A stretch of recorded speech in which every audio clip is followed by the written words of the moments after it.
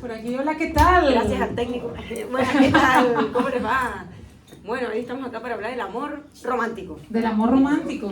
Y ¿Qué esto más? como resultado de una charla la pasada semana en donde hablábamos si se podía ser amigo del ex.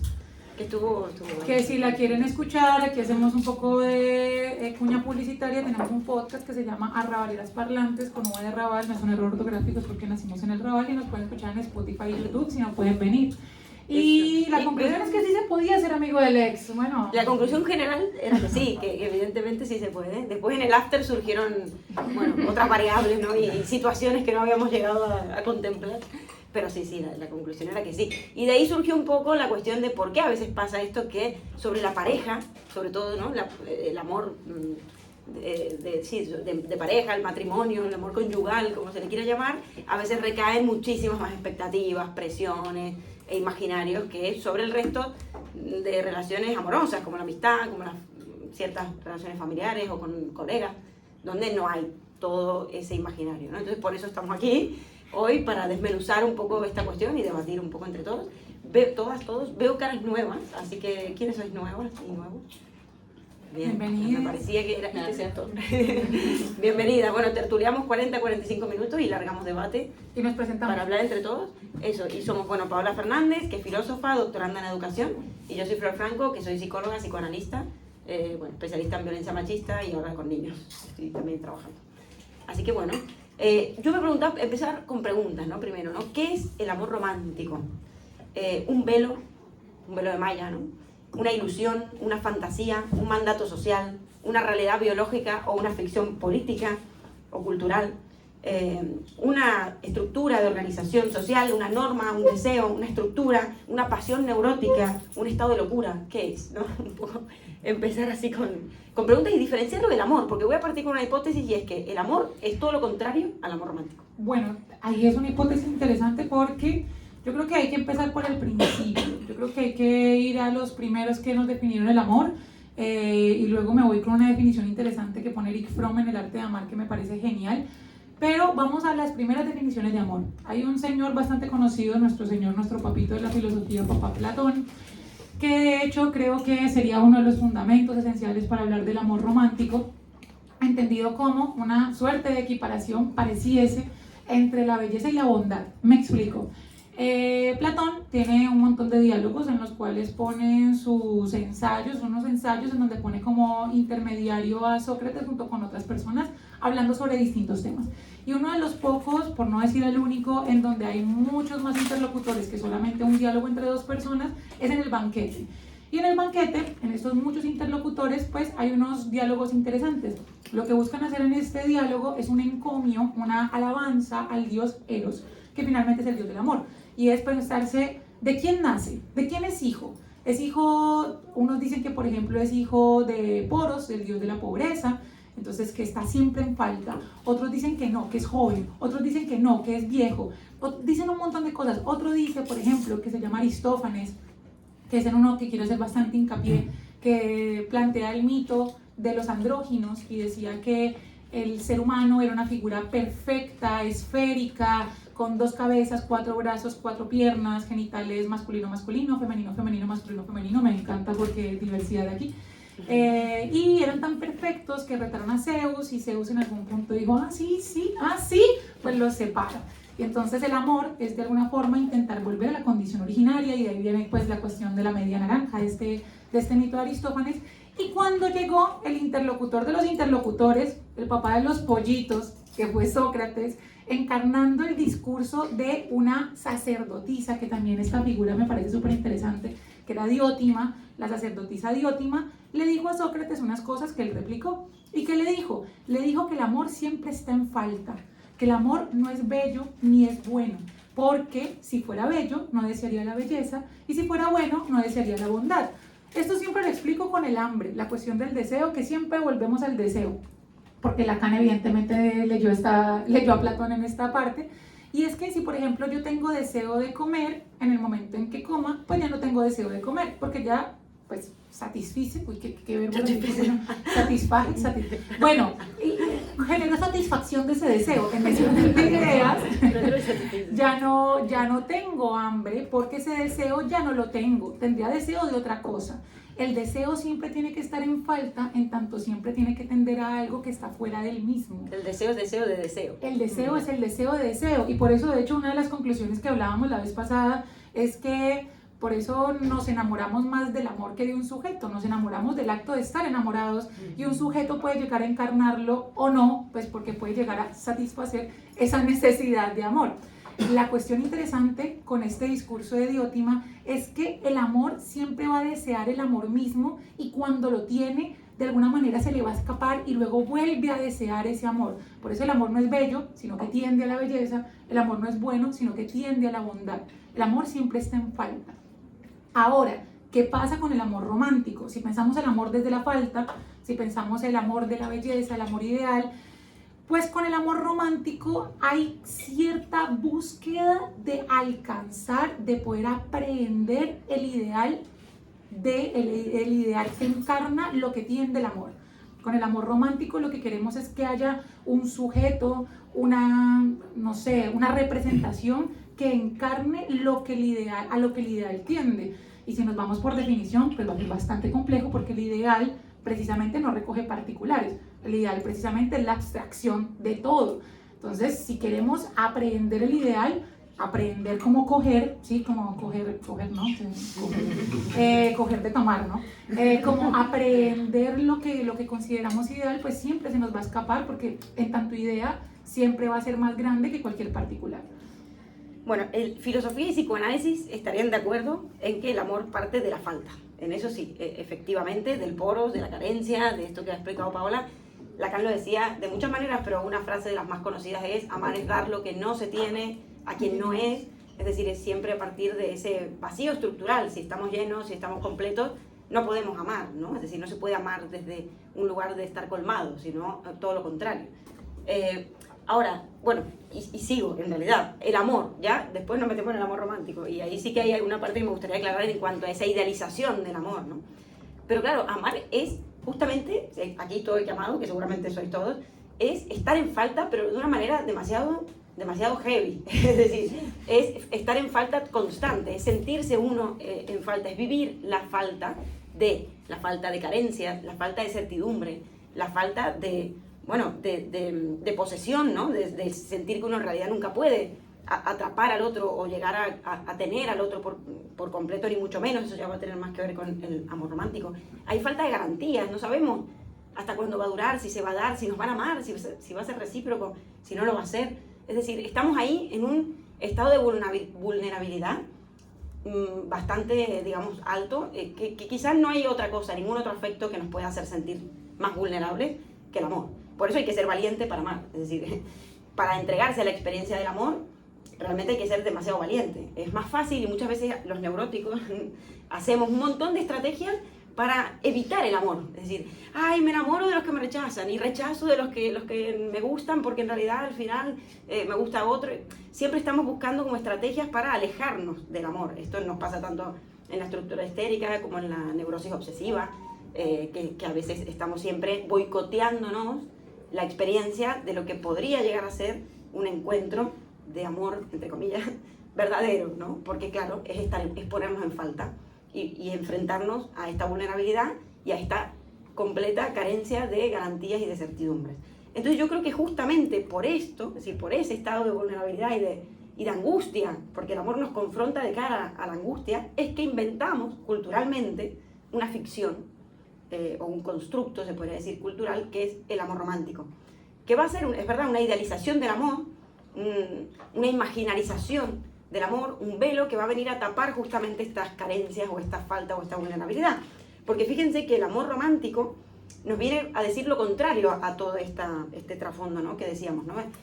Está lleno de ficciones, de mitos, se podría decir, de imaginarios, de ilusiones que nos vienen a decir que el amor es para siempre, que se puede lograr esa completud. No estoy de acuerdo ahí con Aristófanes, ¿no? Como está, bueno, entiendo el mito porque es para explicar otra cosa, es una metáfora, pero si lo entendemos en el sentido literal, de esto de encontrar la media naranja o encontrar la completud, evidentemente es una ilusión. De hecho, Lacan va a cuestionar esto y va a decir, no hay relación sexual. Es decir, la relación sexual no existe. Una frase que en su momento generó mucha controversia y polémica, porque es como, ¿cómo no existe? No se refiere evidentemente al acto sexual, eso sabemos que sí que existe, a veces se da, a veces no, pero existe. Se refiere a la complementariedad entre los sexos, ¿no? Sean quienes sean, entre las personas, al hecho de encontrar a alguien que sea exactamente lo que buscamos, el hecho de que el otro nos dé exactamente eso que le pedimos cuando demandamos algo. Ese encaje perfecto, ¿no? Cuando los palitos encajan en los agujeritos, como decía Lacan, eso es lo que viene a prometernos un poco el amor romántico en contraposición de lo que el amor suele, digamos, brindar, ¿no? Que es más bien esta cuestión de pido algo, demando, pero nunca llego a obtener eso que quiero y al final el otro nunca es, no lo llego a conocer nunca del todo porque se me escapa, porque cuando creo que lo tengo es que más se va, ¿no? Como que hay esta cuestión de no lograr esa fusión. Entonces el amor romántico sí que tiene como esa finalidad, esa fusión, esa completud, esa promesa de permanencia y también la cuestión pasional. Bueno, el ser el uno para el otro, ese mito, ¿no? También de la media naranja. Y luego otros que son peligrosos y los he visto mucho trabajando en violencia de género, mitos graves. O sea, estos son graves también, pero el amor salva o hay que salvar al otro porque eso es amar, ¿no? Hay que sacrificarlo todo por el otro porque si no, no lo amas. Y entonces no estaremos en una dimensión del amor. Morir por amor, Romeo y Julieta, lo vemos en un montón bueno, en las películas de Disney mismo, que también tienen mucho de esto del amor romántico, a la vez se inspiran en los cuentos de los hermanos Grimm, de ese momento en el que surge el romanticismo, y bueno, siempre hay una mujer allí un poco moribunda y viene el príncipe y le da un beso y la resucita con el amor. Bueno, ahí entramos en cuestiones más escabrosas, pero el amor lo puede todo, el otro es todo para uno, y uno tiene que ser todo para el otro. Y allí ya es donde yo creo que se vuelve una cuestión tóxica, donde esto nos deja las puertas de lo que hoy se llama relaciones tóxicas. Bueno, a mí, lo último lo tomo y luego voy con otras cosas y eso lo hablamos en otra charla que hemos hablado 74 veces, o sea, ya tenemos un montón ya me siento como los Simpsons, que ya no saben más de qué hablar, voy a escuchar los capítulos de van a repetir, pero a mí la palabra tóxico me parece que pone una normativa sobre el deber ser amor, lo que significa que tiene que haber una correlación del amor sano, o sea, que cuando uno enuncia que existe un amor tóxico, por una correlación que debe existir en el mundo, un amor sano que sí corresponda a las formas en las que sí se debe obrar, y que de alguna forma esto corresponde a una sociedad como farmacológica, farmacopornográfica, desde polvo preciado. Bueno, pero es el término que se usa hoy para señalar como un cierto malestar en ciertas relaciones, un exceso, porque no es lo mismo la angustia normal del amor y de estar enamorado, que el malestar o el sufrimiento que nos puede generar una relación basada en estas ilusiones que nunca se llegan a cumplir. Pero yo siento que y frustran, porque uno aspira a eso y a la vez nunca obtiene, evidentemente, ni está cerca de obtener esto, porque al ser ilusiones son imposibles. Pero tiene que haber algo siempre. Voy a leer una cita de Eric Fromm que me parece interesante y lo quiero enlazar con. Tiene que haber siempre malestar en el amor, creo. Porque precisamente si no cae en el ideal de el otro me completa, el otro siempre pasa, el otro siempre va a ser uno, el otro ni siquiera es un otro, el otro es un yo mismo. Hay una cita interesante de Eric Fromm que dice: la conciencia de la separación humana sin la reunión por el amor es la fuente de la vergüenza, es al mismo tiempo la fuente de la culpa y la angustia. La necesidad más profunda del hombre es, entonces, la necesidad de superar su separatidad, de abandonar la prisión de su soledad. El fracaso absoluto es el logro de tal finalidad. Significa la locura, porque el pánico del aislamiento total solo puede vencerse por medio de un retraimiento tan radical del mundo exterior que el sentimiento de separación se desvanece, porque el mundo exterior del cual se está separando ha desaparecido. La cuestión, tenemos angustia de separación del mundo, de separación del otro, de sentirnos que estamos completamente separados ante un mundo al cual ya no pertenecemos, cuando no nos sentimos amados, cuando no sentimos que hacemos parte, porque el amor no necesariamente tiene que ser un amor erótico.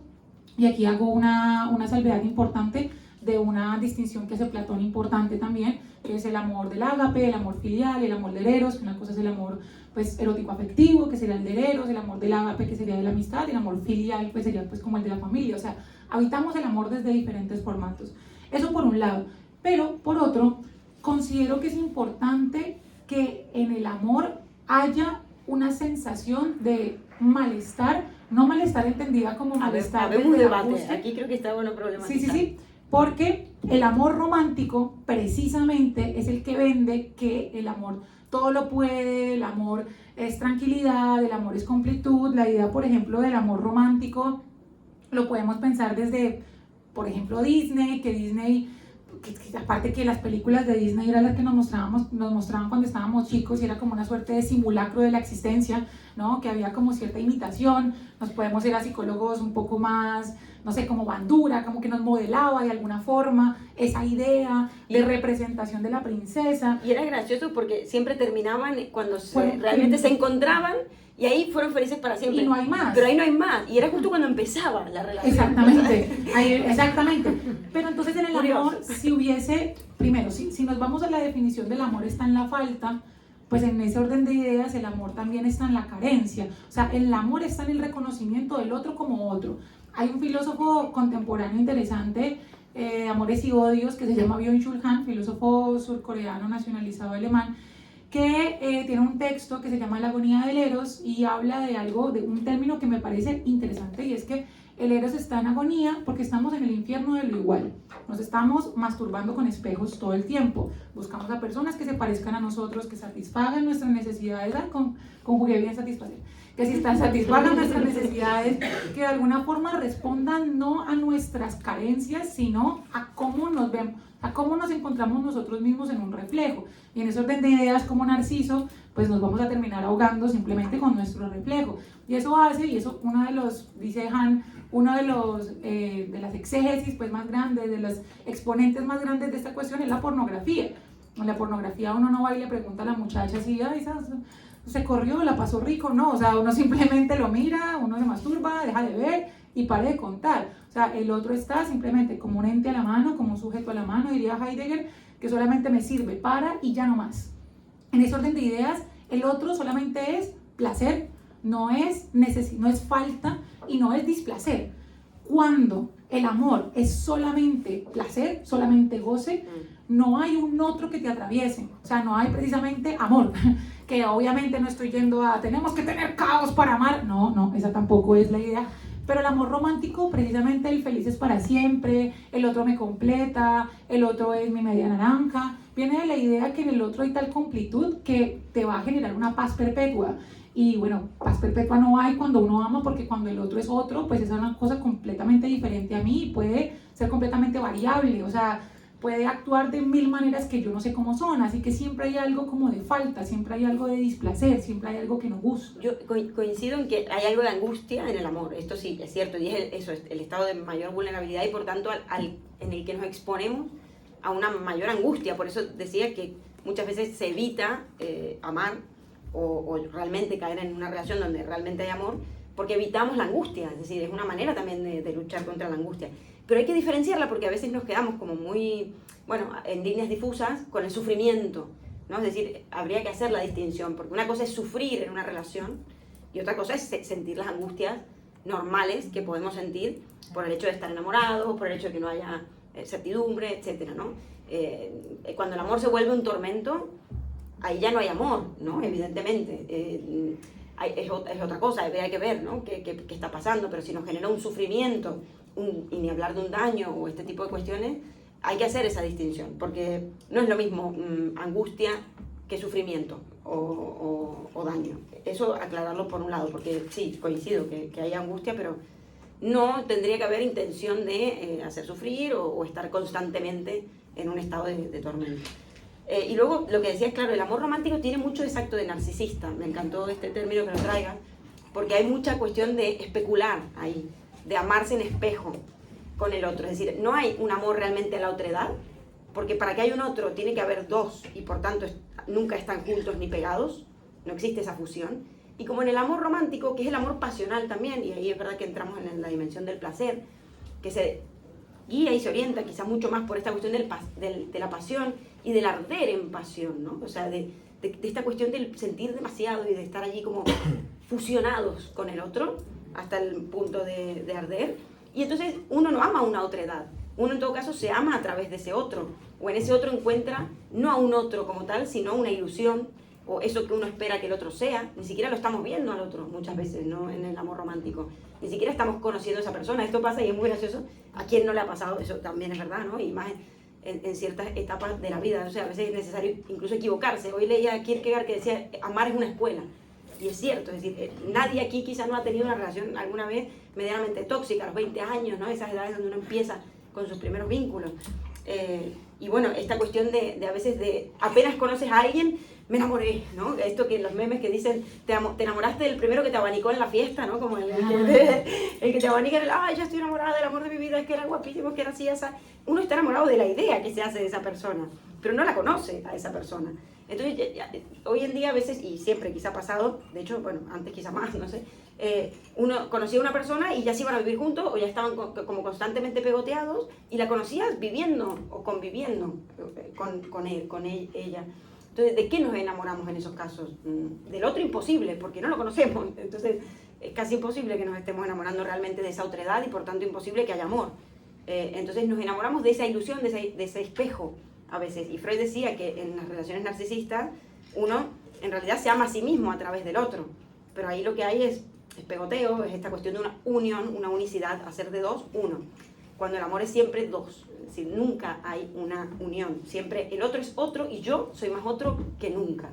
Porque esa es otra particularidad del amor, entre comillas, verdadero o el amor puro, que no solo el otro es muy otro y nunca lo alcanzo a conocer y se preserva una cierta dimensión enigmática de que no todo es transparente, no todo se tiene que decir, no todo lo tengo que conocer, del otro tampoco, no quiero saber todo, su historia, su pasado, lo que ha hecho, yo tampoco le quiero contar exactamente todo porque hay algo del misterio que se preserva, ¿no? Entonces, bueno, esta cuestión como me parece así fundamental de el otro como otro, radical, pero también yo como otro para mí mismo en esa relación de amor, porque yo me conozco a través de ese otro. Yo soy otro para mí, el amor nos transforma, es una experiencia muy real, la más de lo real, por decirlo así, que podemos conocer, en la cual, aún tengamos muchas relaciones, siempre seremos otro en esa relación, el otro obviamente también será otro, y por tanto hay algo de mí que esa relación puntual me enseña y que no me enseñaron otras, y una parte mía que aparece en ese momento y no había aparecido en otros, por tanto también uno se demuestra otro para sí mismo. Y el problema, y yo creo que ahí es donde entra, porque es que justamente la pregunta por el amor romántico surgió en la sesión pasada, porque en algún momento surgió por parte de Flor y también de mi parte, solamente que Flor le hizo más hincapié como una suerte de crítica a lo más romántico, entendida como, y aquí viene, porque claro, todo el tiempo nos está hablando de amor. Ahora, ¿qué pasa con el amor romántico? Y entonces nos vamos también como al romanticismo dentro de su momento literario, de su momento histórico, de esa sensación bucólica en la existencia, de hay algo más allá, de esta relación como con la muerte, de este perecer, de este dejarse como desvanecerse también en el sentimiento o en su defecto, pues enaltecerlo de tal forma que se muere, porque también lo mencionaste.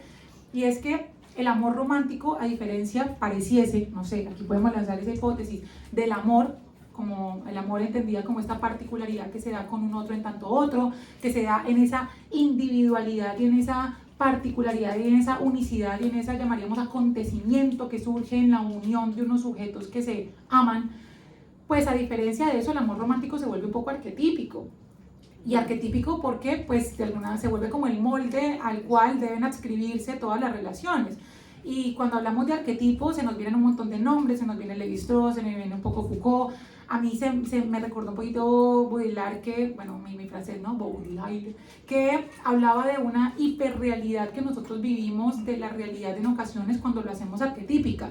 Disney, por ejemplo, es una hiperrealidad. Entonces, tenemos como los deseos colectivos de la mujer salvada, que también está ahí, ¿no? La mujer siempre en relación al deseo del otro, ¿no? La mujer no agente, la mayor representante, Cenicienta, la mujer que no era agente, la mujer que salió de ser ama de casa porque estaba siendo explotada por sus hermanastras y por su madrastra, y salió y se encontró el príncipe azul, que es la primera gran película de Disney, pues es como de alguna forma la materialización del deseo de quizá un montón de mujeres en su época que querían encontrar una salida, porque dicho sea de paso, durante mucho tiempo el ser, que lo hablamos también la vez pasada, ser mujer en pareja era ser mujer en el mundo, no había otra manera de existir en el mundo si no ser esposa y si no ser ama de casa. Entonces, estos arquetipos que de alguna forma se siguen perpetuando, pues primero le dan sentido, le dan garante al amor romántico,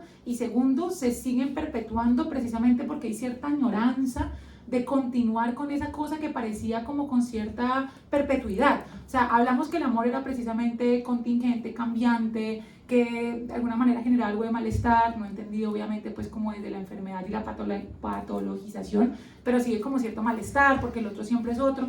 Pero aparece el amor romántico, el amor arquetípico, el amor, digamos, de ese check que tengo que tener, que tiene que tener un otro frente a un otro para poder ser amado, que te brinda una respuesta más perpetua. Entonces, si yo soy así, si vivo esta relación de esta manera, corresponde al canon del amor.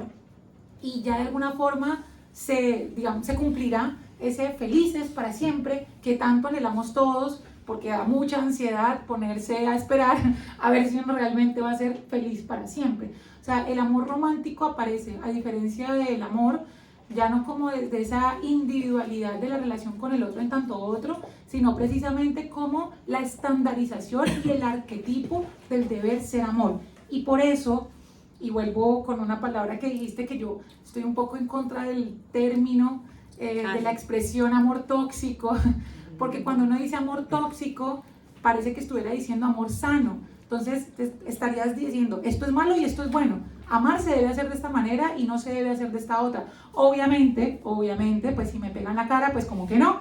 Obviamente eso estaría dentro de lo arquetípicamente tóxico, pero sí que es cierto que todos estos gurús de internet, de redes sociales, estamos viendo un montón de nuevos psicólogos tiktokers y nuevos psicólogos entre muchas comillas porque no son profesionales de la salud mental ni nada semejante, que te empiezan a decir esto es tóxico, esto es sano, esto es adecuado, esto es inadecuado, y de alguna manera hay como me voy a Foucault, un poco un biopoder, como un poder que se establece entre todos de decir esto es lo normativo y lo correcto y esto es lo que no.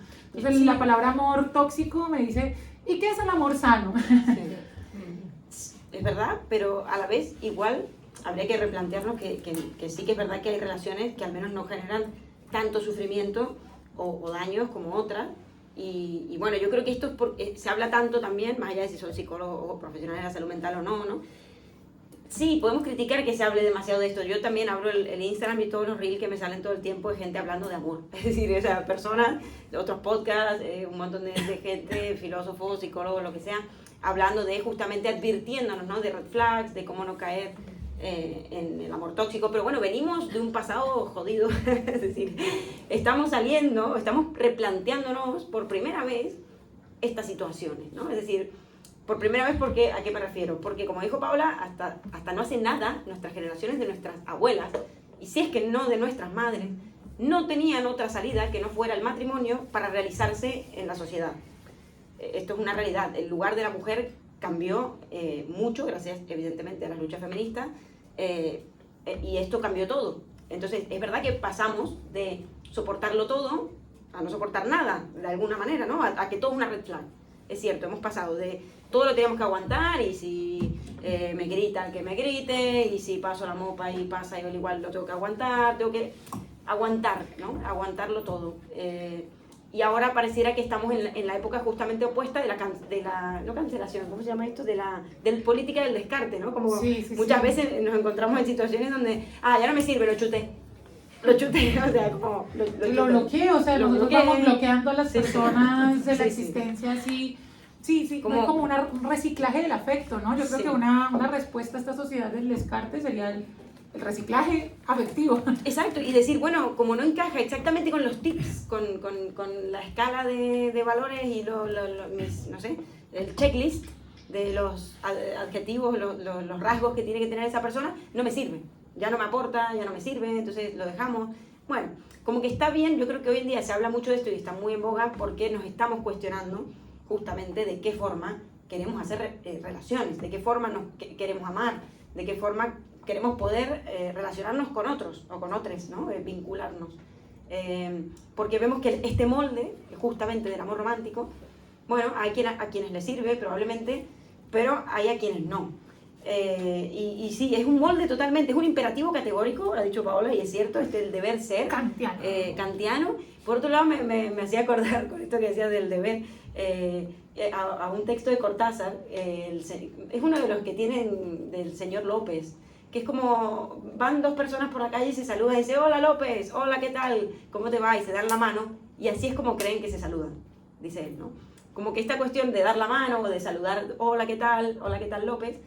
Es un saludo, pero un saludo es una convención, es decir, cuestiona o pone en jaque, digamos, hasta la misma forma de saludar como una convención social y como, bueno, algo que damos por hecho, pero que en realidad, así es como creemos que nos decimos algo, ¿no? Pero si vamos más allá, quizá haya otras maneras de saludarnos o de decir cosas, pero estas son las estatuidas, las que nos anteceden y en las cuales vamos a calzarnos, es decir, entramos y nos ponemos esos zapatos, como si nos quedaran bien, ¿no? En nuestros pies, como si fueran nuestra talla. Decimos, vale, yo calzo en los zapatos del amor romántico y sigo con esto para el infinito, y porque así esto es el amor. Esto es el amor. Amor es que te regalen flores, amor es que lloren por ti, amor es que te celen, amor es que te digan que quieren estar contigo para toda la vida, bla, bla, bla, ¿no? O sea, y ahí entramos en toda una maquinaria de gestos, palabras, dichos y acciones que quizás más que tener que ver con el amor, tienen que ver con formas estatuidas de demostrar algo o de creer que amamos. Y sobre todo, a mí me parece muy interesante, bueno, sigo muy en contra de la idea del amor tóxico y la red flags y esto como algo como parametrizado, porque me parece que hace parte de la maldita industria que quiere, de la industria del descarte. Pronto saldrá la pastilla. Pues, pero sí, la pastilla contra el amor tóxico. Pero me parece, justamente lo hablaba con una amiga, que nosotros tenemos mucho más problematizado el amor romántico, en tanto que es algo que parece afectarnos más, hay otro tipo de vínculos frente a eso, hay como una relación con el futuro, con, si nos vamos a Marx y Engels, con la cuestión de la economía misma también, del círculo de la familia, la idea de la familia. Pero nosotros no nos hemos pensado otros vínculos afectivos que no tienen que necesariamente estar dentro de lo erótico, que son, por ejemplo, la amistad. O sea, la amistad es un vínculo fundamental, garante de nuestra existencia, y que yo, por ejemplo, estoy como muy a favor de romantizar los vínculos amistosos. No estoy diciendo acostarse con los amigues, estoy diciendo romantizarlo es, no sé, los amigos, a los amigos uno puede gustar de los amigos, o sea, uno cuando por ejemplo tiene un amigo es porque te gusta compartir con esa persona, porque le puedes regalar flores, porque puedes escribir cartas. Puedes escribirle cartas. Yo me acuerdo con mis amigos nos escribíamos cartas, no sé por qué perdimos esa costumbre. Sí, las cartas, mandarse, yo en el instituto no sé, mandaba papelitos con una amiga y nos contábamos el chisme del día por medio de eso, mandarse cartas con una tipografía gigante, y esta suerte de romantizar los vínculos que de hecho más tenemos. O sea, nosotros vamos a los tres vínculos. Está el vínculo erótico en términos platónicos, ¿no? Perdón. No, ni respiro cuando hablo tan rápido, perdón. Mis estudiantes a veces, el profesor respire. Tenemos estas tres distinciones platónicas, ¿no? Erótico, eros, filia, ágape. Vámonos, hay muchas más distinciones, ¿no? Pero voy a quedarme en esas platónicas. El erótico, si estamos en vínculos monógamos tradicionales heteronormativos, pues normalmente es de a uno, ¿no? Entonces, o al menos, si no son heteronormativos monógamos, pues al menos son menos, ¿no? Son menos vínculos que suelen priorizarse, teorizarse, corre tinta sobre el amor romántico. Adele escribió canciones, Taylor Swift se hizo famosa y por fin la barraca se va a casar, bueno, lo que sea. Se está casando, está volviendo al casamiento de moda. Sí. Se está volviendo a poner de moda casarse. Sí, es verdad. Así que el amor filial, pues bueno, no dice la familia, es algo más o menos impuesto, pues si hablamos de familia biológica, obviamente también se ha regado tinta en torno a los vínculos familiares, pero más desde los traumas. Pero cuando pensamos en el ágape, en el amor de la amistad, que por ejemplo para Aristóteles en la Ética Nicomaco le da bastante prioridad, habla de los amigos que pueden ser o por necesidad, o por virtud, o por placer, pero digamos, llegan tinta, filósofos clásicos o filósofos estoicos sobre la amistad, y luego pasa a ser como algo menos importante, como si en la amistad, por ejemplo, no tuviesen también que establecerse algunos parámetros. O sea, no es tan fácil como cuando uno estaba pequeño y mandaba una carta a alguien y decía, ¿quieres ser mi amiga? Sí, no, y no marcaba así. Era como, ya somos amigos y vamos caminando por ahí, ¿qué es la amistad? Cuando hablamos de pareja, como que sí, se habla más, ¿no? Si es monógamo, si no es monógamo, qué vínculo vamos a ofrecer, va a haber celos, no va a haber celos, pero en la amistad todo se da por sentado. No sé hasta qué punto, y llego a eso, porque le hemos dado una prioridad al amor erótico, en tanto el amor romántico nos ha puesto el arquetipo de cómo nos debemos relacionar con ese gran otro en nuestra vida, ¿no? Como que parece que la forma en que resolvemos nuestra existencia es encontrar el amor de nuestra vida, sembrar un árbol, tener un hijo y escribir un libro y pare de contar. Y luego están estos otros vínculos, como los que son los vínculos de la amistad, que no se piensa ni en sus normativas, o sea, no se piensa ni por qué son, ni por qué se dan, ni cuáles serían sus bases, ni cómo quiero ser querido y no cómo quiero ser vulnerable, que vulnerabilidad viene de la palabra, viene etimológicamente de herida, estar atravesado, cómo soy vulnerable frente a un amigo. Y hasta ese punto también no se agapeciza, no se trata desde el agape también los vínculos erótico-afectivos, que también debería ser importante. O sea, yo lo que creo es que el amor romántico deberíamos quitarle esa corona. El amor romántico entendido como el amor de pareja, deberíamos darle la importancia que tiene, evidentemente, se ha corrido tinta y mucha gente, cuánta gente ha muerto en nombre del amor, pero también quitarle un poquito esa coronita y entender que otros vínculos que tienen el nombre, que encarnan el nombre del amor, soportan también muchísimo, son garante también de la vida, dan sustento también a la existencia. Totalmente, es que lo hablamos el otro día también, ¿no? Como que sobre la pareja, el partener, recaen un montón de exigencias y de presiones y de repente esa persona deviene el centro de nuestras vidas. Y no solamente es nuestra pareja, lo cual no es poco, sino nuestra madre, nuestro padre, el psicólogo, no sé, todo. Es toda la persona a quien preguntarle, con quien descargar nuestra frustración de un mal día, lo que sea, ¿no? Como, ¿por qué? O sea, ¿de dónde surge esto? Yo siempre lo había vinculado, pero hoy misma, cuestionándome a mí misma, lo pongo en duda, que era por la cuestión de lo sexual. O sea, como que el hecho de que entrara el amor, la sexualidad en la pareja, y quizás no tanto o no en las amistades, o en el amor ágape. Bueno. No, es verdad, por eso, hay que ponerlo en duda, exacto, por eso. Pero digamos que no se lo asocia como tal. Pero por eso digo que me lo cuestiono, porque yo lo asociaba meramente a eso y que entraba, por tanto, la pasión. Es decir, lo asociaba como, vale, entra lo sexual y por tanto entra lo pasional. Entonces allí hay, bueno, una cuestión muy visceral, muy desde lo inmediato, el sentir, el perderse en el otro, bla, bla, bla, que la razón un poco queda ahí en detrimento, en ese sentido, ¿no? El perder la cabeza, todo esto. Con los amigos no pasa, el amor de la amistad soporta la distancia, uno puede estar años, meses sin ver a un amigo, no pasa nada, sigue siendo un amigo, bueno, hay menos angustia en ese vínculo, porque también hay menos presiones y expectativas. Ahora, cuestionándomelo, porque ¿por qué lo sexual per se tiene que implicar más complejidad en un vínculo? Bueno, ¿es lo sexual lo que haría que eso suceda? En el resto de especies pareciera que no tanto. No sé, el pavo real puede estar con una especie y al día siguiente con otra y no creo que se peleen, ¿no? Es decir, no, quizás no es lo sexual en sí, sino, bueno, toda una cuestión, y nombrar otra cuestión cultural, ¿no? Que recae sobre lo sexual, el poder. Foucault, hemos debatido... Foucault lo va a decir, que la norma va a venir a operar sobre el cuerpo y la sexualidad, ¿no? O sea, que eso no es poco, evidentemente. Sí, hay una que la relación. norma, de hecho, y eso lo habla en la historia de la sexualidad, no es que coarte el deseo, sino que genera deseo, precisamente lo produce. Lo produce. Claro, y por otro lado, también nombraste el texto de Marx y Engels de El origen de la familia, la propiedad privada y el Estado, que es muy bueno, porque realmente allí vemos cómo el matrimonio y cómo la familia, si se quiere, como la conocemos occidentalmente, está en el origen de la propiedad privada. Es decir, antiguamente ellos suponen, ¿no?, con investigaciones, Freud un poco en algún momento investiga a las tribus australianas y también ven que en algún punto eran más, se podría decir, poliamorosas, diríamos hoy en día, y todas las madres eran madres de todos los niños, todos los padres eran padres de todos los niños, pero la dificultad es que nadie puede saber quién es el padre. Entonces a la hora de, bueno, organizarse política y económicamente sobre todo, era un problema.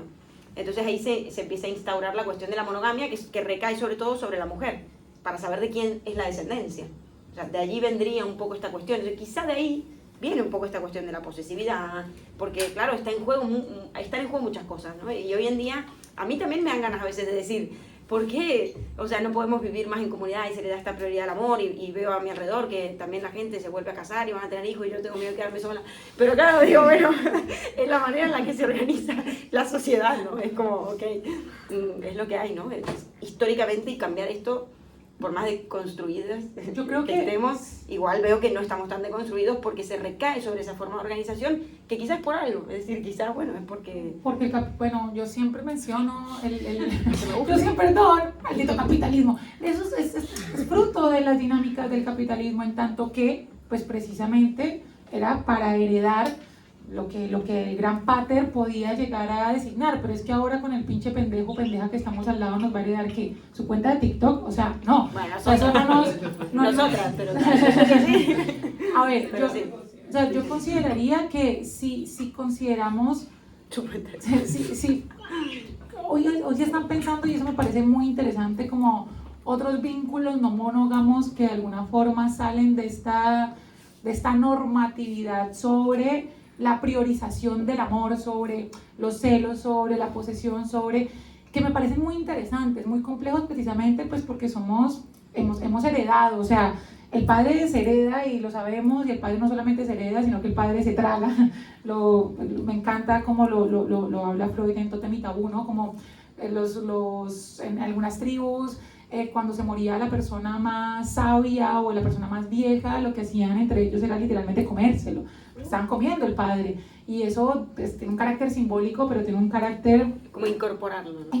Estar incorporando el padre. Hemos incorporado el padre porque hemos heredado lo que nos dice Disney, porque hemos heredado la monogamia de nuestros padres, porque hemos heredado la idea de que solamente con una persona me quedo hasta la muerte, que yo, por ejemplo, que soy una persona monógama y que de alguna manera conservo algo de esa heteronormatividad, me lo cuestiono porque tiene que ser de ese modo, porque los vínculos tienen que ser jerárquicos, porque tiene prioridad mi pareja por sobre mis amistades, porque no hay otra forma de hacer comunidad en relación con un otro, porque los padres tienen que ser la única figura que tiene que tener un hijo para poder, digamos, tener un soporte y ser vulnerables. Porque esa idea de me tiene que necesitar el otro.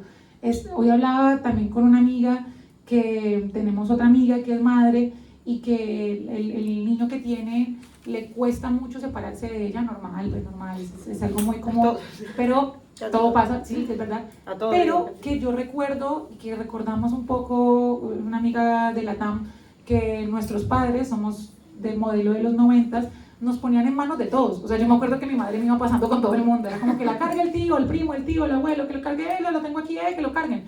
Mientras que hoy en día hay como tantos conocimientos y tantas cosas sobre la paternidad y la maternidad que son un poco más, les da un poco más de miedo soltarlo. Y yo recuerdo una infancia muy distendida en el amor. Quizá por eso tengo ciertas ideas sobre el amor un poco más, no sé, no heteronormados, quizá, no sé, pero más distendida en el amor. Era capaz de ir abrazando desconocidos en la calle porque mi madre me iba dejando por ahí con el tío, el primo, el abuelo. Pero claro, si a mí me cría solamente y me educa solamente una persona y me tiene ahí y no me deja separar, pues entonces yo solamente tengo este vínculo con este y no soy capaz de relacionarme con un otro. Que estoy variando un poco en ideas. No, pero es bueno que hayas traído la cuestión de la madre, y si quieren vamos cerrando por aquí. Sí, si quieren porque menos mal que no lo traje yo, porque después dicen que los psicoanalistas siempre hablamos de la madre.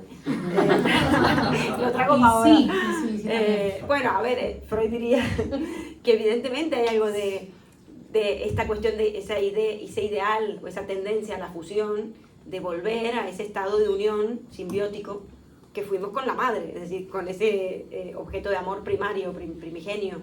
Porque es cierto que fuimos uno, en el sentido que estuvimos en su cuerpo, o sea, estuvimos en su cuerpo, respiramos a través de su cuerpo, comíamos a través de ella, ¿no? Y el nacimiento es esa primera separación. Y esa separación no va a ser y darse en ese momento solamente, porque el bebé, como saben, va a depender mucho de esa madre durante al menos unos meses, años, unos 30 años. Al menos unos meses, años, pero incluso en un sentido ya fisiológico, ¿no? Obviamente ese rol lo puede hacer otra persona, esto lo sabemos más hoy, pero sí que es verdad que hay esa cuestión de querer ser otro. Yo trabajo, querer ser uno con la madre. Yo trabajo con niños muy pequeños, de 0 a 6 años, claro, poco de lo cultural ha operado de alguna manera, no tanto como en nosotros al menos, algunos ni hablan y por eso llegan a veces con este síntoma, ¿no? Que no hay todavía un desarrollo del lenguaje, entre comillas, esperado para su edad, según los cánones. Pero así todo, hay celos y hay posesividad con esa figura materna. Y odian al hermanito, pero esto lo escucho todos los días, no es algo esporádico. Esto es todos los días. Le pega al hermanito, no estés con él, como estas demandas de odiar incluso al otro con el que hay que compartir ese primer objeto. Bueno, sí, evidentemente hay algo de eso, pero allí es lo que llamamos, y opera lo que llamamos en psicoanálisis la castración. La castración, que es un término que usamos mucho, es eso, es justamente romper ese cordón umbilical, que se corta fisiológicamente al nacer, pero simbólicamente no se sabe. A veces nunca, a veces a los 30, a veces a los 20, a veces a los 15. Conozco muchos que no han soltado nunca, ¿sí? No sé, es esa cuestión de romper con la ilusión de no soy todo para ese otro y no lo completo y ella no es toda mía y por tanto, bueno, justamente a partir de allí se genera la posibilidad de la socialización, de salir de casa. Por eso Sigmund Bauman y Sigmund Freud coinciden en que el incesto, o sea, la prohibición del incesto es el inicio tanto de la subjetividad como de la socialización. Es decir, a partir de que se prohíbe el incesto, el reintegrar el producto, en volver a casarse con la madre, como en el caso de Edipo, el mito, es que se permite el poder buscar el amor por fuera de la familia, es decir, de esa endogamia familiar. Y decir, vale, pues la mamá no se puede, entonces, bueno, voy al cole, ahí conoceré personas, ya tendré amigos, ya tendré novio, etc. Y por acá, por este lado, también hay un término que han dado por ahí como circundante, concomitante con este de amor, acompaña lo que hemos ido hablando, ha sido la angustia. Y el término de la angustia, la cuestión de la angustia es bastante interesante. Y para hacer una cuña publicitaria antes de cerrar, vamos a hacer un club de lectura acerca de la angustia. Vamos a empezar el próximo 8 de octubre, si les llama la atención nos pueden decir. Van a ser 6 sesiones, donde las 2 primeras hablaremos de Kierkegaard, que es un señor bastante importante en la angustia, tiene un libro que se llama El concepto de la angustia. Vamos a tener otras 2 sesiones donde hablemos desde Freud y desde Lacan, de lo que ha hablado precisamente una de las tantas cosas que habló Flora ahorita sobre la castración, que ahí está metido. Y otras 2 sesiones en donde vamos a leer La insoportabilidad del ser de Milan Kundera para aterrizar estos conceptos. Si les llama la atención, nos dicen, y pues bueno, después de la cuña, pues podemos debatir. La idea es armar un buen grupito y, bueno, un grupo de estudio también, y debate, conversación, más íntimo quizás, pero... Y quien les llama la atención, pues nos dicen. Nos dicen, bueno, gracias, y al debate, a ver qué opinan.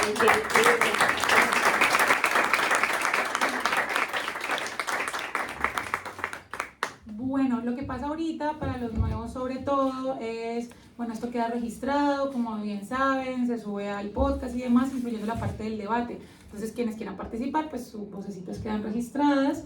Si nos dan su agree, si no, pues toca. De todas maneras, no vamos a voltear la cámara, por supuesto que no, solamente pues su voz queda registrada. Y nada, le damos prioridad a quienes no hayan hablado antes, es decir, como tratar de que sea un poco más horizontal. Si quieren hacerse preguntas entre ustedes, también lo pueden hacer. Y pues nada, ¿quién quiere romper el hielo? Me ponen muy incómodos los silencios. Vamos, Clau, vamos, Clau. Pero son los cimientos, fíjate que hiciste un lapsus. Los silencios son los cimientos. Muy buen lapsus. Tengo que un foniatra, una de las dos.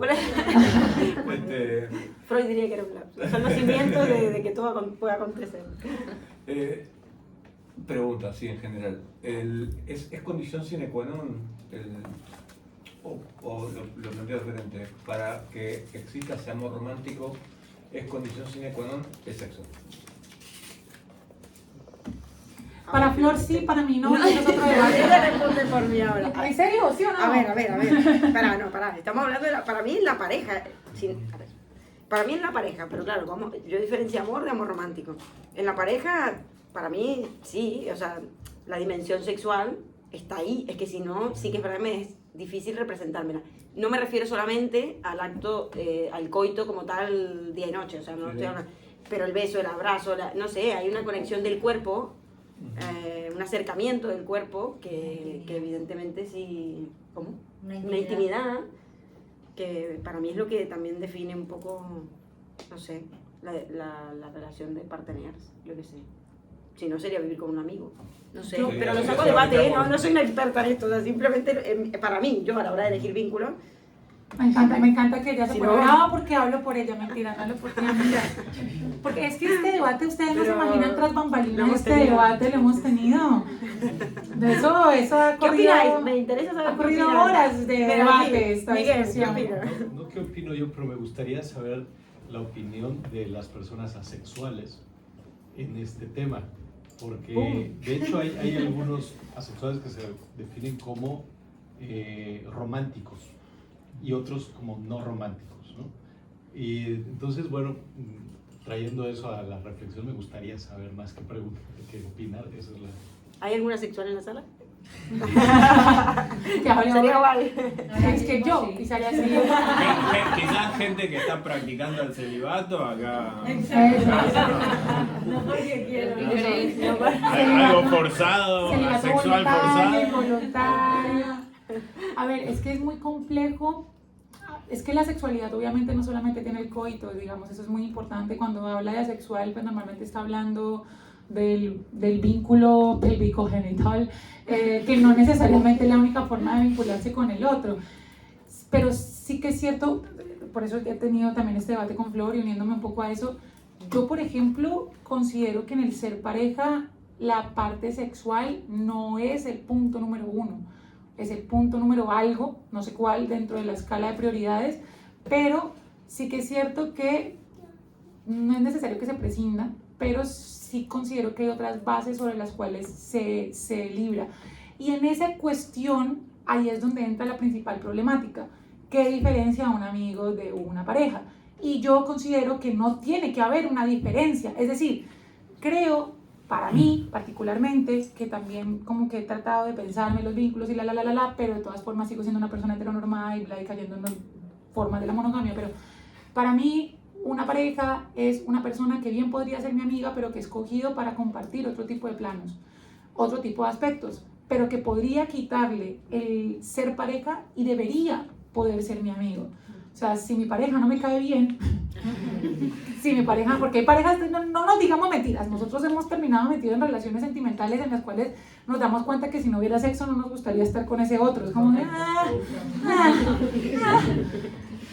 Para mí, escoger una pareja, sobre todo si es una persona con la que tengo un proyecto de vida, es alguien que me caiga bien, que sea el elemento esencial es que pueda compartir el suficiente tiempo con esta persona, que no solamente tenga que ver con el contacto pélvico-genital para poder llevarnos bien, que no tenga que por un momento de silencio darle un beso porque qué pereza estar con esta persona o tenemos que terminar follando porque no hay nada más que hacer. No, eso sí, pero él no me preguntó si era la prioridad, digamos, la sexualidad o el sexo, sino si tiene que estar o no. Y hablando ¿Puedo de... corregirme a mí mismo? Sí. Sacar la parte sexual y poner la parte deseo. O sea, que Claro. exista el deseo. Oh, pero Claro, qué es que, complejo. exacto, es que acá surgían tres términos que me parecía interesante y que está bueno para tocarlos en una tertulia en particular. Ujú. El deseo, la sexualidad evidentemente, y la ternura. Y así toda la ternura, que creo que vos vas más por ese lado, de que bueno, que al menos existan quizá más demostraciones de Sí. cariño, de ternura. Pero la ternura tiene algo de... Bueno, depende, no sé si es Es una que pareja de una cierta sexualidad sublimada, no sé, es como, bueno, habría que pensarlo. Pero vamos a hacer una tertulia especial sobre la ternura, porque es un tema que hoy en día... ¿Qué tía? Sí, claro, la ternura entendida como uno de los garantes de la relación ante el otro. Mi director de tesis doctoral se llama Joan Carles Melech, es un filósofo aquí, pues catalán, que no sé, si no conocen se los invito a leer. Tiene un texto que se llama La condición vulnerable, que habla que uno de los garantes de las bases de la ética debería ser la vulnerabilidad, y la vulnerabilidad debería soportarse en cosas importantes. Uno, el cuidado, podemos hablar un poco de ternura, y otro también en algo interesante que es la vergüenza. O sea, la vergüenza de que yo le puedo llegar a hacer daño al otro. O sea, el reconocimiento de que puedo ser un sujeto que puede llegar a hacer daño. Si reconozco que puedo hacer daño, me avergüenzo de ese daño que puedo llegar a generar. Y eso puede fundamentar la ética. Bueno, aquí nos vamos por otras cuestiones, pero creo que el cuidado, la ternura, la vergüenza del daño generado a un otro debería ser una de las bases de nuestra forma de relacionarnos con nosotros. Pasa que también Bastante habría levinas, que ver lo que acabo de qué es decir. lo que hace que tú hayas elegido a tu pareja para irte a vivir con él y no a otro amigo, ¿no? O sea, ¿qué es lo que hace ahí la distinción? Me gustaría saber si no pasa por el orden de... No sé si hay una respuesta desigual, Tal vez a veces no hay una respuesta concreta a las cosas. no sé, me gustaría saber de acá, de la gente que esté en pareja, si pueden decir concretamente qué fue lo que los llevó a elegir a esa persona. A lo mejor, no sé, es una situación específica de tu vida, el punto en el que te encontraste, a lo mejor sí, no sé, fue algo, no sé, avasallante o qué sé yo, una sensación ahí inigualable, no lo sé, pero creo que cada situación es muy... Pero eso no se termina en algún momento, esa situación avasallante. No, pero digo, Puede por eso, ser. no digo que en todos los casos Puede sea así. ser. A ver, también, pero precisamente, ¿no? Hablando de lo que es el amor romántico, el avasallante caería un poco en esta idea y que igual puede ser que en algún caso haya un amor así que cumpla como un poco con esas expectativas, no lo sé. Pero me parece que hoy por hoy es complicado el acercamiento que tenemos con el amor pareja. Precisamente por ¿no? esta construcción que hay de lo que es el amor romántico, como que es muy difícil conectarse de forma genuina por momentos con un otro, porque hay como demasiadas expectativas y cuando las cosas ya no están saliendo como se supone que tendrían que ser, viste, hay como muy poca tolerancia por momentos, creo, ¿no? Entender que no todo siempre sale perfecto o que, qué sé yo, no sé. Bueno, nada. Total. Y coincido, es cierto lo que has dicho, que tiene ese rasgo inconsciente, de alguna manera no se puede decir, me enamoré de esta persona, o me fui a vivir o hice un proyecto de vida con ella y no con otra, quizás algo normal, seguramente que no se pueda decir. Pues no darse la posibilidad de que el amor romántico devenga en amor, sencillamente. Ahí está, es que la paradoja es que puede haber amor sin deseo y deseo sin amor. Y ahí entramos en un debate. Yo creo que, yo creería, sí. Pero se nota. Al parecer sí, depende Sí. para quién. Estoy intentando encajar el amor romántico y el amor en lo que ahora se define mucho como las distintas etapas del amor, ¿no? Que son la atracción, el enamoramiento, el amor real, ¿no? Cuando pasa esa fase. Entonces, ese amor que te aborda, que tiene la necesidad del otro, me parece casi más fisiológico, ¿no? Como que no se puede elegir y que es lo que se relaciona un poco con la fase del enamoramiento. Y luego las expectativas de que tiene que perdurar, de que tiene que cuidarte, todo esto se asemeja más a la segunda parte, lo que llamamos el amor real, o las parejas en las que ya ha pasado esa fase de enamoramiento. No sé vosotras qué sabéis más o el resto, cómo se encaja este amor romántico en las distintas etapas del amor. Yo creo que pues, si lo vemos desde ese lugar, como que caeríamos, creo yo, en un biologicismo del amor, como relacionarlo como con respuestas fisiológicas, que y tanto, sí, también, pero creo que también tiene una normatividad social que excede como un carácter como imperativo social, como unos arquetipos sociales, como un deber ser pareja, como una forma social también en la que creemos que debemos relacionarnos con un otro y no solamente en las cuestiones biológicas. O sea, sí, también, claro, pero hay muchas cosas que nos generan satisfacción. Y si vemos otras formas de relacionarse no occidentales, porque nosotros estamos parados desde nuestro ombligo occidental, hay unas formas de relacionarse donde la normatividad no estaba en la monogamia, donde había formas diferentes, por ejemplo, de relacionarse, donde el hijo no solamente le pertenece al madre y al padre, sino como un grupo y una comunidad. Entonces creo que el amor sí o sí está atravesado por una normatividad social. Entonces, sí, no sé, como que no puede reducirse a lo biológico. Sí. Yo lo asociaba, de verdad, con lo que decías mucho al enamoramiento, pareciera que tuviera que ver con eso, pero más que como etapas, lo pondría más en los registros de Lacan, en el sentido de los tres registros, imaginario, simbólico, real, y el amor es más bien real, se podría decir, o simbólico, pero el amor romántico es muy imaginario, o sea, tiene como mucha connotación imaginaria de esta cuestión de la tendencia a la fusión, de todos los mitos, de las ilusiones que lo sustentan. Pero llega un punto en el que esa idealización acaba, ¿no? Porque acabas conociendo a la otra persona. Y ahí es donde yo creo que entra lo que hemos dicho de la base de la monogamia, ¿no? De por qué hay que seguir con esa persona, Pero ahí es verdad, pero es verdad que hay una diferencia con el enamoramiento termina, sí o sí, es verdad, el enamoramiento termina. Pero el amor romántico a veces no termina nunca.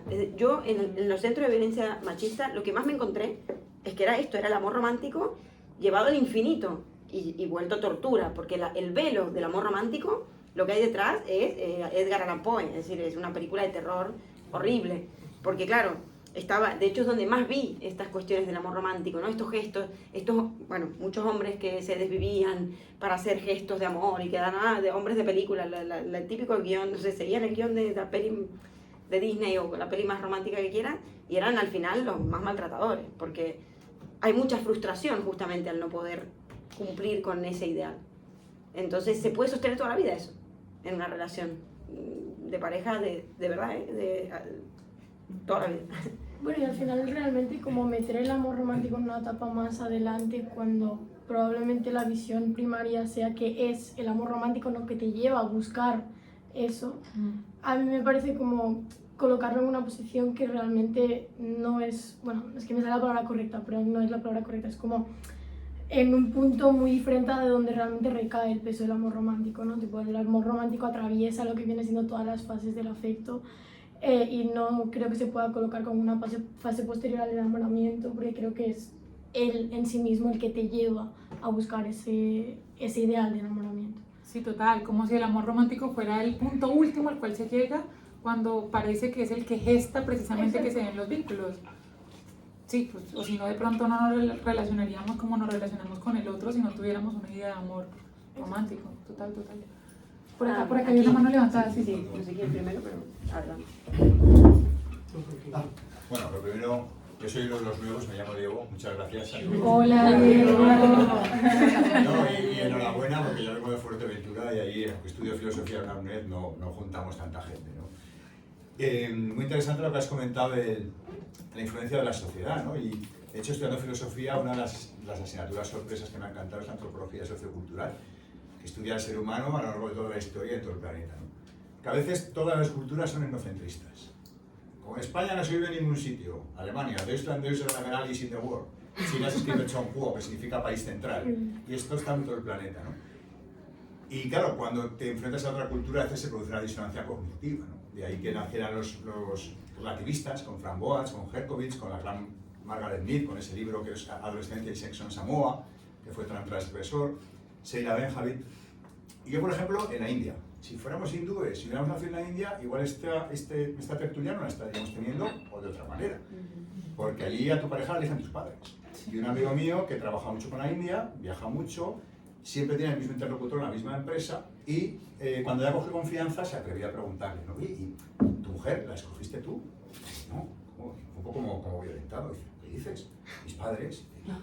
Claro, ahí te produce esa disonancia. Dice, y piensas que él pensará como tú, pero no, porque has sido educado así, es el proceso de enculturación.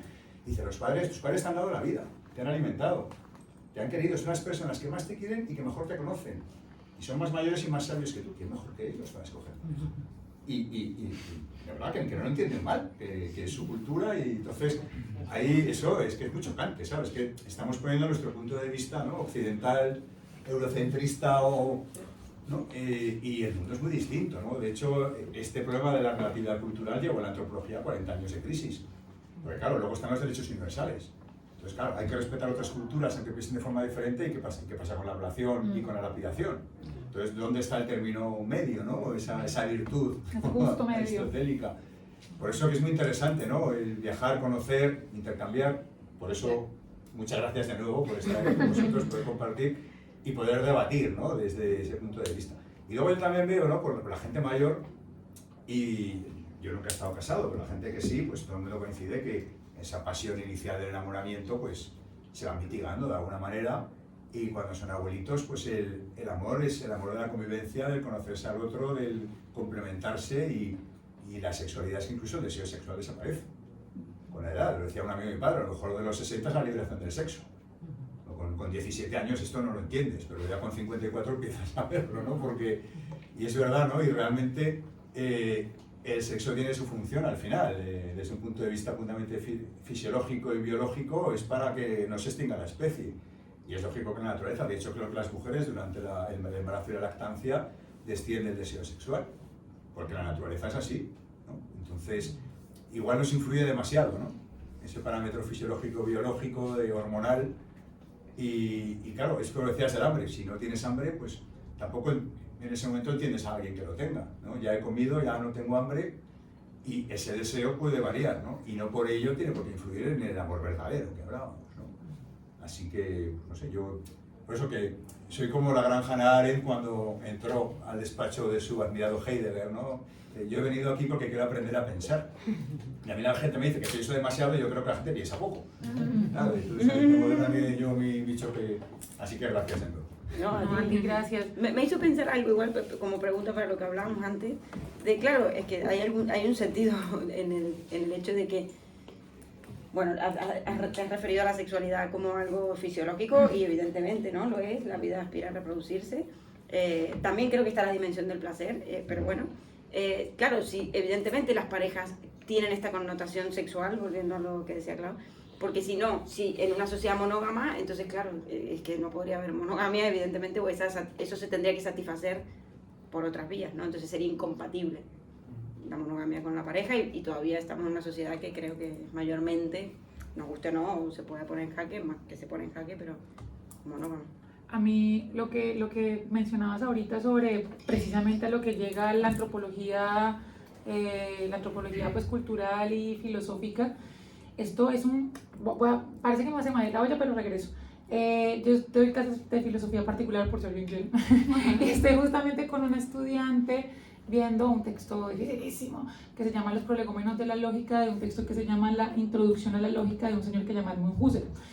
Un tocho, pero justamente es una estudiante que es contable, o sea, trabaja pues con términos de contabilidad, de economía y demás, y la lógica le cuaja mucho más dentro de sus formas, ¿no? Entonces, este filósofo Husserl quería encontrar como una suerte de lenguaje que pudiera ser que pudiera estar como con todas las formas de ciencia, con todas las ciencias contingentes, llamaba él, y que le diera sentido, ¿sí? Y él, para hacer las bases de un movimiento que llamaba fenomenología. Cuando lo nombré, ella de una, como que, eso es lo que uno tiene que encontrar, pero el problema hoy en día es que ahora todo el mundo se cree diferente y entonces ahora las comunidades LGTBIQ+, entonces cada quien puede ser hoy mujer o hombre, y yo lo ahí como cogiéndome, vamos a tener este debate bien tenido en una clase de filosofía. Evidentemente no quería imponer mi forma de pensar, pero sí, digamos, llevar a la reflexión, y es que encontrar, por ejemplo, la lógica, que no depende de particulares, que se supone que precisamente la base de la lógica es que no tenga necesidad de otra cosa para ser ella misma. O sea, uno, por ejemplo, por lógica dice, el triángulo tiene 3 ángulos, vale, pare de contar, en todo caso particular se va a sostener eso. Esa es la idea de la lógica, pero luego nos encontramos con lo humano, luego nos encontramos con las ciencias humanas, que finalmente son ciencias contingentes. Contingente es algo que depende de otra cosa, y ahí no opera el lenguaje de la lógica. Entonces, cuando nosotros queremos, desde el lenguaje de la lógica, es decir, desde la universalidad, tratar de describir fenómenos humanos, es donde llegamos a lo complejo que puede pasar aquí, ¿no? Como el amor romántico es, bueno, aquí lo debatimos y lo discutimos y le damos un montón de bolas. En la India, por ejemplo, pues no será del mismo modo porque se escogen a las parejas, no será lo mismo en comunidades que sean polígamas, o sea, podemos hablar de amor romántico desde el lugar de enunciación, desde donde nos paramos, desde la comunidad de hablantes que lo mencionan, desde una serie de prácticas culturales, pero tratar de operar desde el lenguaje de la lógica y tratar de escribir desde el lenguaje de la lógica fenómenos culturales, como que entra de una en la contradicción. Es como cuando, no sé, filósofos intentan decir, compruebo lógicamente que no existe Dios. No nos metamos en cosas que son como distintas. Bueno, no sé, por eso es tan complejo. Víctor, y creo que vi una mano por ahí. Bueno, yo quería remontarme otra vez al mito ese que has comentado del principio. De Aristófanes. De Aristófanes, el de la división del hombre y la mujer. Porque creo que cuando nacemos, sobre todo cuando venimos a este mundo, pertenecemos a una especie de unidad inconsciente. O sea, los niños pertenecen a una unidad, no tienen género, bueno, vamos a ir por lo del género, más fácil. No tienen género, no conciben el género, empiezan a concebir el género más tarde. De hecho, nosotros hacemos esa división, ¿no? Y este mito, como muchas cosas, se fija en lo externo. O sea, yo busco un cuerpo externo o yo busco enamorarme de una persona que me va a dar lo que tengo, pero es algo muy externo. Yo lo quería llevar a otra parte. Y si esa reconciliación que buscamos es precisamente volver a esa unidad de la que venimos, esa unidad inconsciente que nos separa a la sociedad de ella, ¿no? En plan, por ejemplo, yo soy un hombre, me han representado como hombre y me han dado este género, y me han separado de todo lo que serían las cualidades femeninas, que realmente no son ni femeninas ni masculinas. Le hemos puesto ese nombre y esta división nosotros, ¿no? Y nada, eso. O sea, como esa unión con ese... Lo vivo, Víctor. Es interesante porque, claro, trasciende la cuestión solo del niño y la madre y va a esta cuestión de lo uno primordial, ¿no? De la cuestión de que uno, bueno, la diferencia, pero claro, ahí la cuestión es, sí, uno es parte de un uno, todos somos parte de uno, la gente que hace ayahuasca, o yo he escuchado, yo no lo he hecho, pero he escuchado muchos testimonios de personas que han hecho drogas psicodélicas duras y se sienten uno con el cosmos, ¿no? O bueno, o casos de misticismo. Bueno, o casos de misticismo, o de conexión con Dios, que se sienten un uno, ¿no? Esto de volver al uno, a la unidad. Claro, es todo lo opuesto a tener un nombre propio y tratar de nombrarse a uno mismo. Y yo creo que habitamos ambas. Y quizá haya una ilusión de volver a esta cuestión de lo uno, pero no sé si se puede permanecer allí, ¿no? Curioso, pero está bueno. Curioso que en algunas lenguas, en algunos idiomas, la palabra bebé es neutral, no es ni femenino ni masculino. ¿Sí, verdad? Es neutral. Qué lindo. Sí. No, yo que trabajo con niños se ve claramente que hasta los 4 años no hay reconocimiento de la diferencia sexual. Es todo un momento cuando el niño reconoce la diferencia de los sexos en el sentido de, bueno, que hay hombres y que hay mujeres, o que hay un ser hombre y un ser mujer. A los 3 años, quizás 4, depende del niño, ¿no? Esto no es una tabla, pero... A ver, tampoco digo que sea como volver a esa unidad, porque volver a esa unidad sería como volver a la nada, ¿no? Un poco. Al nirvana, no puedes volver a la nada per se, pero da igual. Como volver al todo sería como eso, ser un bebé, ¿no? En plan, todo me da igual un poco. Pero estar sí indiferenciado con sí, el todo. Exacto. Claro. Pero yo creo que sí que es cierto que se busca como una reconciliación con esa parte de la que te han separado, y inconscientemente, al menos, a mí me da esa sensación de que buscamos, ¿no? Eso, pero lo exteriorizamos. Y al exteriorizarlo, en plan, yo voy a buscar el amor de mi vida. Claro, nunca vas a llenar ese vacío, porque ese vacío realmente no es un vacío externo. Tal vez está aquí. O sea, tal vez es eso, esa división, no sé, es lo que... Y es como, y yendo a género, pero también dentro del deseo también se performa, ¿no? O sea, cuando Judith Butler hablaba de la performatividad de género, que performatividad tiene 2 sentidos, 3 sentidos. Cuando uno performa, representa, es una performance, una representación, un actuar. Cuando uno performa, vamos a un señor que se llama Jane Austen, que habla de los actos del habla. Cuando hay el lenguaje performativo es cuando yo digo algo que al decirlo se cumple, lo declaro marido y mujer. Eso es un lenguaje performativo. Entonces, en la medida que lo actuamos se hace, pero también performativo en tanto que la repetición hace que eso sea de esa forma y no de otra.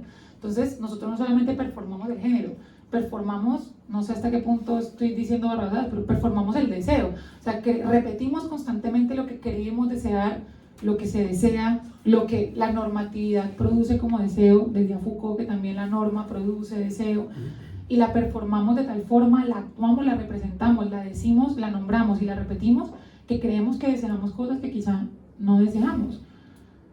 También. Bueno, un poco la idea de que... Ay, perdón, no había visto.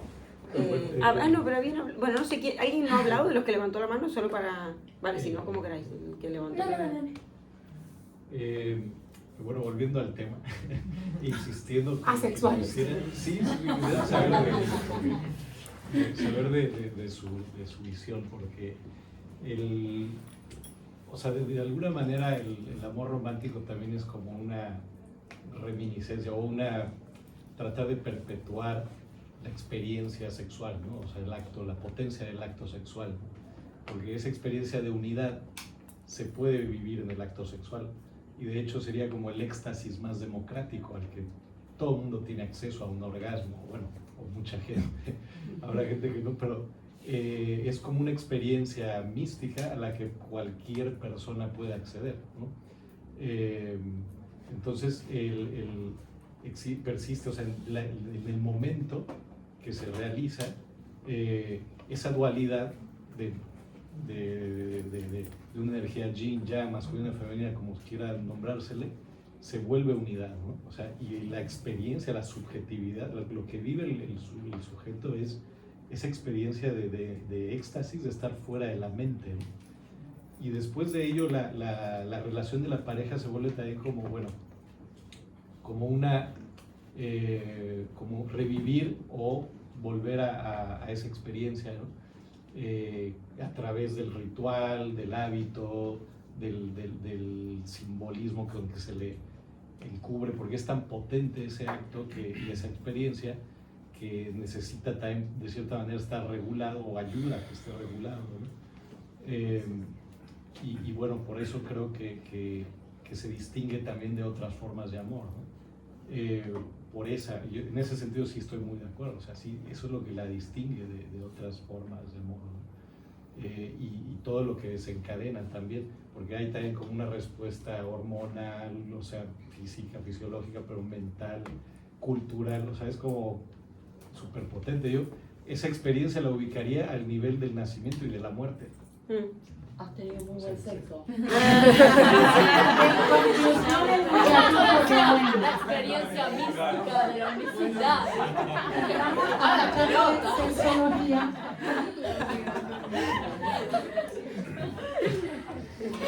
Bueno, Pero sabían que después de escuchar las que emociones, me la había olvidado sexología. que había levantado la mano, perdón, que no te... Sí, todavía hay... Sí, claro. y cerramos Cerramos, aquí sí. y nos vamos. A tomar cerveza. A menos que haya habido A tenerse en un... Y al after, nos vamos al after. ¿Tú querías hablar también? Vale, 1, 2 y rápido, así no se corta porque no da tanto la batería, no pago los 10 euros de iCloud. Y ya. Siento rebajar el soufflé ahora después de esta... Lo había dejado muy alto, lo dejó todo muy high. Bueno, no sé si alguien conoce a un pensador, ya está fallecido, español, Antonio Gala, es uno de los pensadores españoles más irreverentes que hayan podido existir, puesto que él tendía a reducirlo todo, a deconstruirlo todo y a rebajarlo todo. Y él solía decir, me parecía muy provocativa esta frase, decía que la relación romántica no trae felicidad, sino que es la felicidad la que atrae a las relaciones románticas. Y me parece buenísima esa frase, porque verdaderamente lo vemos, las relaciones románticas en un momento dado, si estás en esta combinación, hay un momento más feliz, pero luego a lo largo, si se estiran en el tiempo, vemos que la cosa decae, sobre todo por abuso de uso. Entonces, en cambio, y eso no trae felicidad de ninguna manera, en cambio, lo que es la felicidad innata es que es magnética. Dos personas que son felices inherentemente, dos felicidades compartidas, fácilmente si se encuentran van a querer tener una unión, una intimidad, como tú decías, ¿no?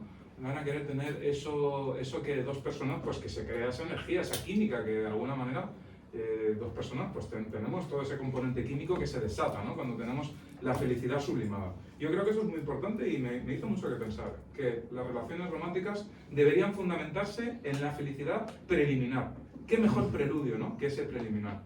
Entonces, también por otro lado decía, ya cuando la cosa se estira en el tiempo, que las relaciones son, como tú decías, Paula, una gran amistad con momentos eróticos.